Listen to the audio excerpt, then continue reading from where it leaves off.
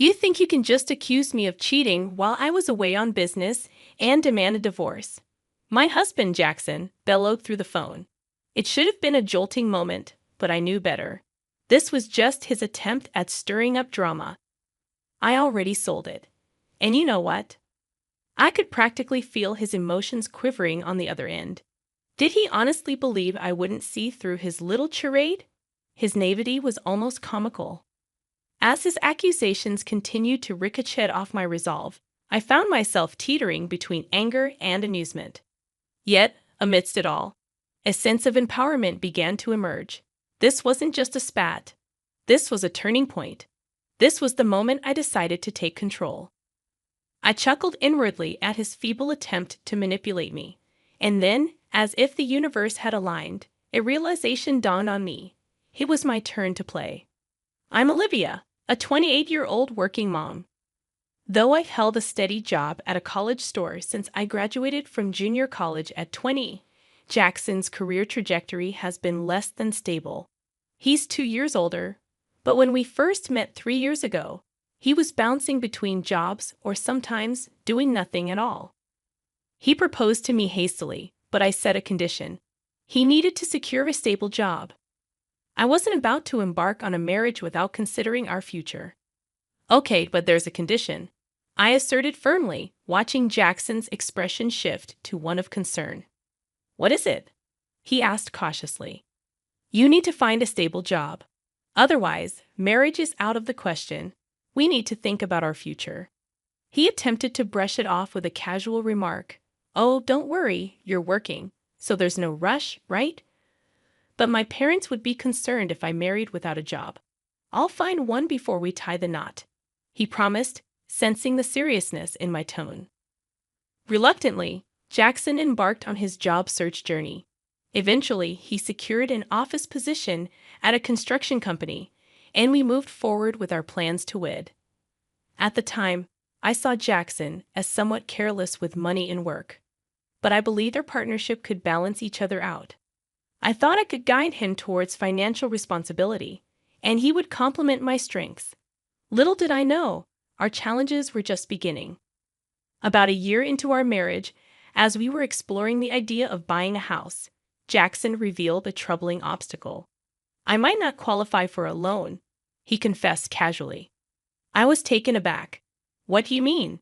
I pressed for an explanation. He shrugged. Because I haven't been at my job long enough, I might need a guarantor for the loan. The only option would be my dad, but he's dealing with some serious gambling debts. He probably wouldn't be able to help. Why didn't you tell me this earlier?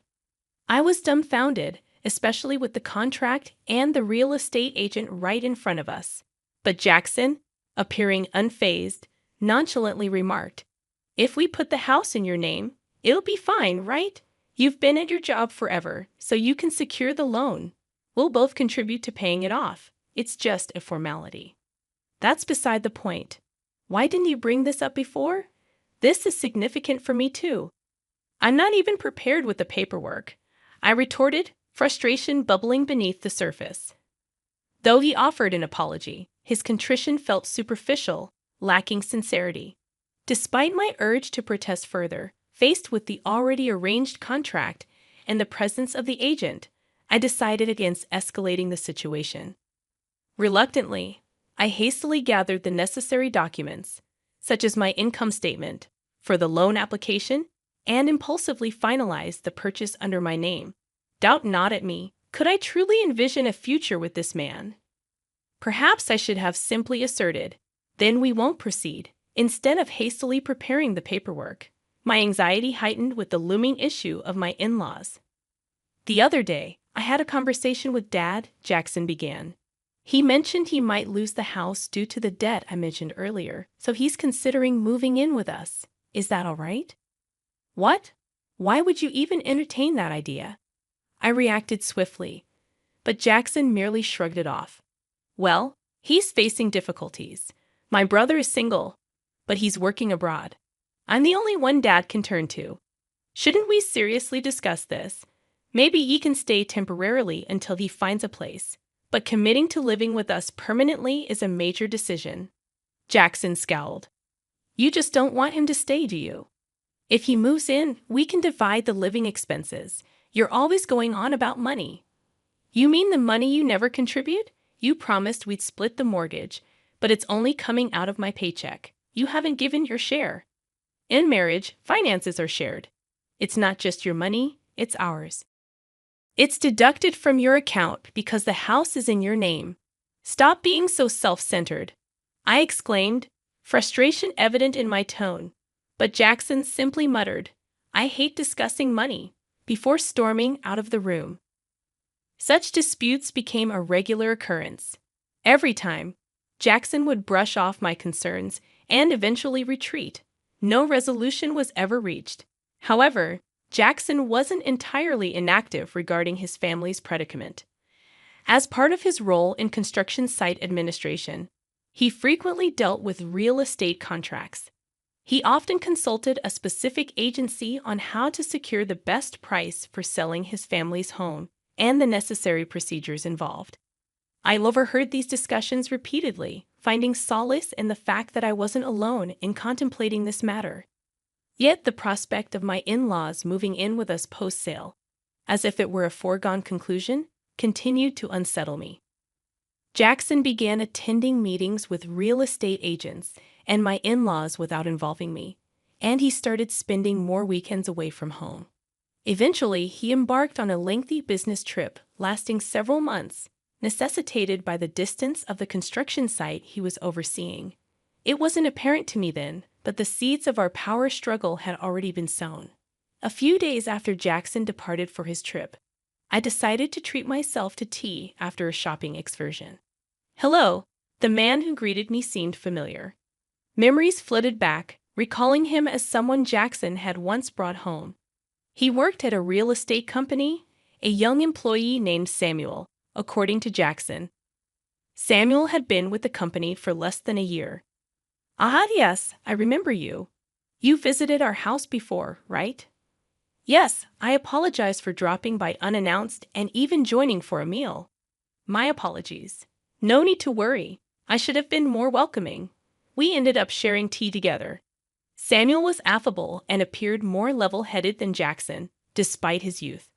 As we conversed over tea, we found common ground and eventually bid each other farewell. At that moment, I couldn't fathom that this brief encounter would later be twisted into an accusation of infidelity. Yet that's precisely what happened when Jackson confronted me. You've been cheating on me while I was away, haven't you? We're getting a divorce. Give the house to my parents and leave, immediately. Jackson's accusation hit me like a sledgehammer. In that moment, I couldn't help but wonder if the rumors were true. Jackson had evidently been spreading falsehoods, fabricating a narrative of my infidelity to justify his desire for divorce. And the bearer of this false tale was none other than Samuel, the man Jackson unjustly accused me of having an affair with. He showed up at my doorstep the day after our tea. I apologize for the sudden visit yesterday. Jackson asked me to reach out to you. Samuel confessed as he stood at my doorway. Shock and confusion washed over me, but I invited him inside, eager to hear his story. What he revealed left me stunned. Jackson had orchestrated a plan to frame me for infidelity, all in a bid to secure a divorce. Samuel was roped into fabricating evidence to support this scheme. There were two motives driving Jackson's deceitful agenda. Firstly, he coveted our house, fearing the potential loss of his parents-in-law's property. Jackson saw cohabiting with his parents as the easiest solution, but my resistance to the idea led him to devise a plan to oust me and claim the property. Secondly, Jackson was involved in an affair of his own, spending weekends with his mistress while pretending to discuss matters with my parents-in-law. His infatuation with her led him to view me, his wife, as an impediment. By framing me for infidelity, he hoped to secure both the house and compensation in the divorce settlement. Despite my perception of Jackson's lack of astuteness, his cunning nature in orchestrating such a devious plan was truly despicable.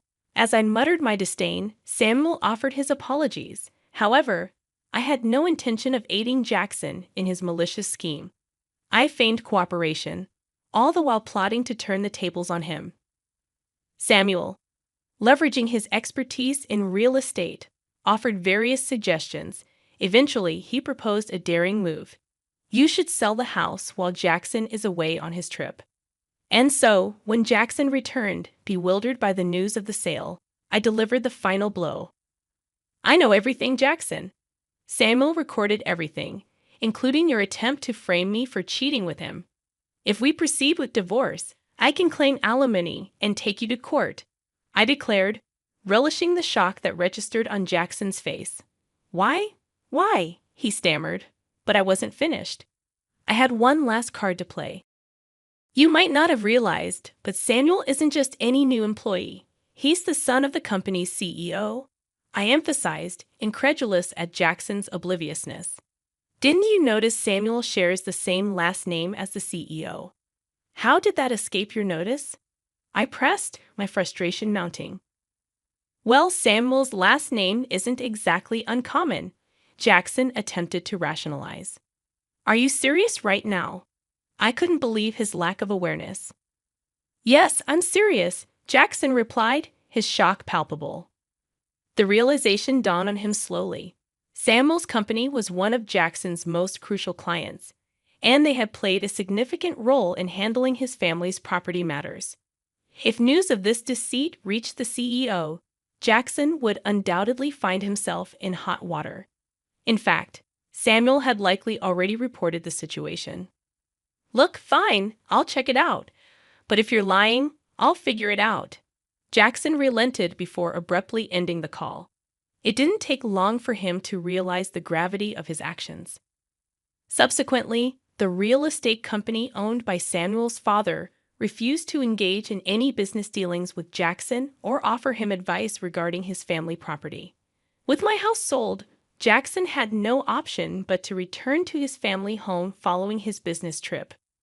Fortunately, Samuel had assisted me in finding an affordable apartment, so I encountered no difficulties. As I initiated the divorce proceedings, Jackson persisted in reaching out to me.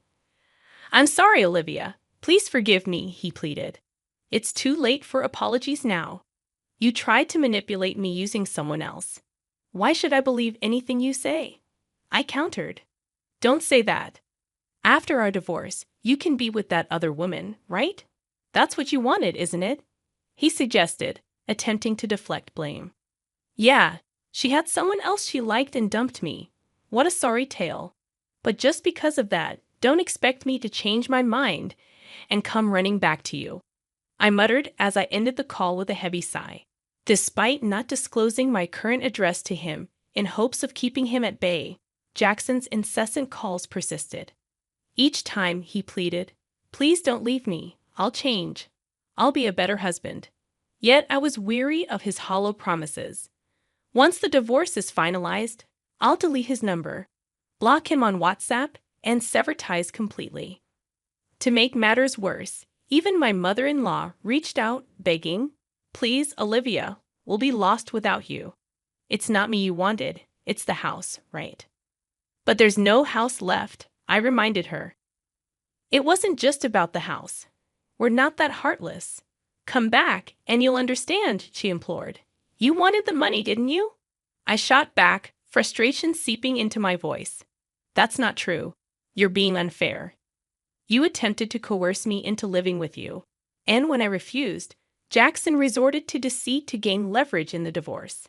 I can't trust someone who resorts to such tactics, I asserted firmly. It's obvious you're only interested in money. I continued to rebuff their pleas. Then my father-in-law called, his tone dripping with arrogance.